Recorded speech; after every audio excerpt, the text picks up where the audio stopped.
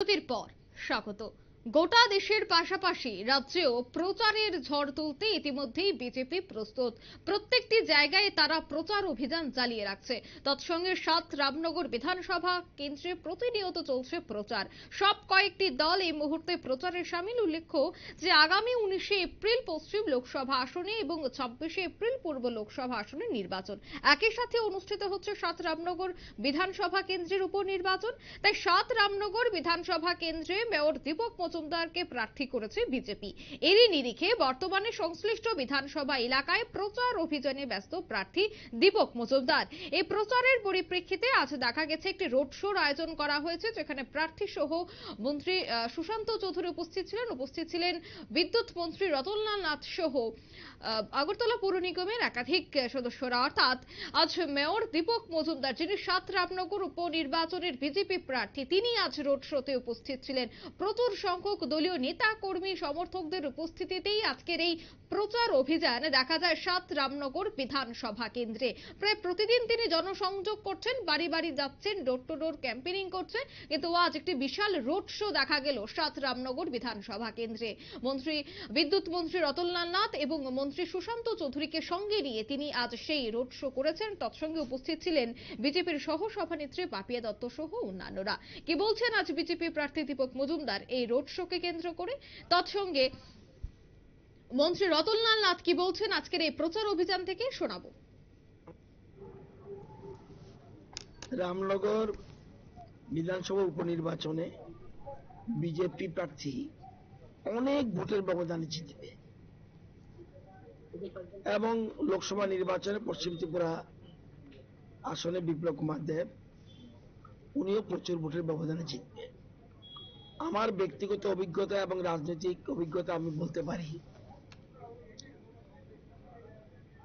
বিরোধী দলের প্রার্থী যারা রয়েছে তাদের জামানত জব্দ হবে, অর্থাৎ যা ভোট কাস্টিং হবে তার 1/6 কম যদি পায় তাহলে তার জামানত থাকে না।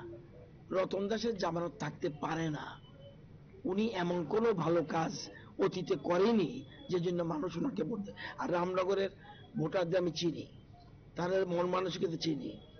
তারা দীর্ঘদিন আমাদের প্রয়াত সুরজিৎ দত্তের পাশে ছিল এবং তারা উপযুক্ত প্রার্থী পেয়েছে, যাকে নিয়ে ওরা আগামী দিনে আমরা যেমন এক ত্রিপুরা শ্রেষ্ঠ ত্রিপুরা করতে চাই, এরকম একজন প্রার্থী পেয়েছে যাকে রামনগর মানুষ এতে অত্যন্ত খুশি।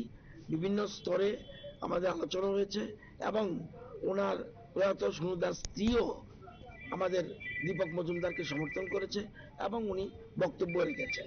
তো সুতরাং বিরোধী দলের এমনিতেই সিপিএম কংগ্রেসের কোনো কিছু নেই, আছে কি? কিচ্ছু নেই। সিপিএম কংগ্রেসের নাম আমি আগেও বলেছি, এই নির্বাচনের পরে সিপিএম এর বিরোধী দলের যে মর্যাদা এটা হারবে। এই নির্বাচনের পরে লোকসভা এবং নির্বাচনের পরে বিরোধী দলের বর্তমানে বিরোধী দল নেতা জিতেন চৌধুরী, ওনার এই বিরোধী দল নেতা অর্থাৎ যে সংখ্যা থাকার কথা সিপিএম সেটা থাকবে না।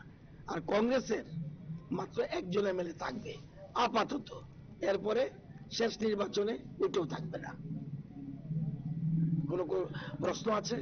একজন থাকবে আর বাকি যে রয়েছে তারা এরা তো সব চলে আসবে। কেন থাকবে?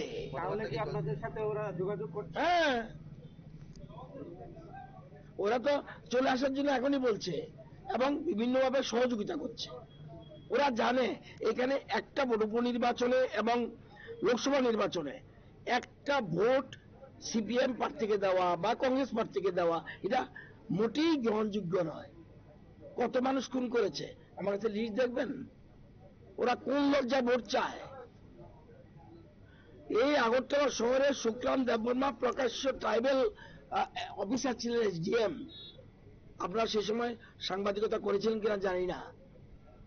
এখন পর্যন্ত কোনোদিন, যতদিন বামফ্রন্ট ছিল, কোনোদিন তদন্ত হয়নি।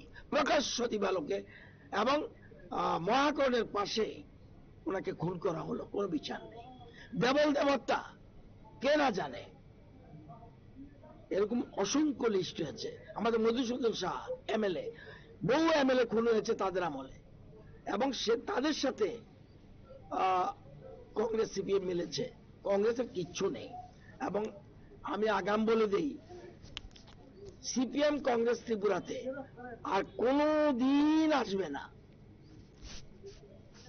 এবং যদি 15-20 বছর কোনো পার্টি আসেও কোনো কারণে, নতুন নামে নতুন ঢঙে আসতে পারে, তাদের আসার কোনো সম্ভাবনা ত্রিপুরা রাজ্যে নেই, এটা জেনে রাখবেন। তাদের যে নেতৃত্ব যে রয়েছে, হত্যাগুলোর কথা বলেছেন সেগুলো কি আপনাদের সরকার তদন্ত করার? আমরা কোনো কেস ওপেন করতে যাচ্ছি, কোনো কেস ওপেন করতে যাচ্ছি, যদিও দীর্ঘদিন আগে খুন। আপনি মনে রাখবেন যে 20 বছর আগে 25 বছর আগে খুন হলে সেই সাক্ষ্য প্রমাণ লুট শেষ হয়ে যায়, অনেকে মরে গেছে। সুতরাং আমরা যদি ওপেনও করি, সেগুলি সাজা কিভাবে হবে? আমি যদি তদন্তে আমি সাক্ষী পাবো কোথায়? এটা অনেক আগে, এবং সাক্ষ্য প্রমাণ সব লোপাট করে গেছে, প্ল্যান করে লোপাট করে গেছে। বিমল সিনহা হত্যা মামলা সব প্ল্যান করে লোপাট করে গেছে। যতগুলি দেখবেন তাদের আমলে সব রাজনৈতিক হত্যা। আমাদের আমলে কোনো রাজনৈতিক হত্যা হয়নি। এবং বিজেপি এত মহানুভব যে বিজেপি আপনারা শুনলেন মন্ত্রীর বক্তব্য। তিনি বলছেন রামনগরবাসী এতদিন সুরজিৎ দত্তের সাথে ছিল, এই নির্বাচনেও দীপক মজুমদারের সঙ্গে থাকবে বলে আশাবাদী তিনি। নিয়ে নিচ্ছে ছোট্ট একটি বিজ্ঞাপন বিরতি, সঙ্গে থাকুন।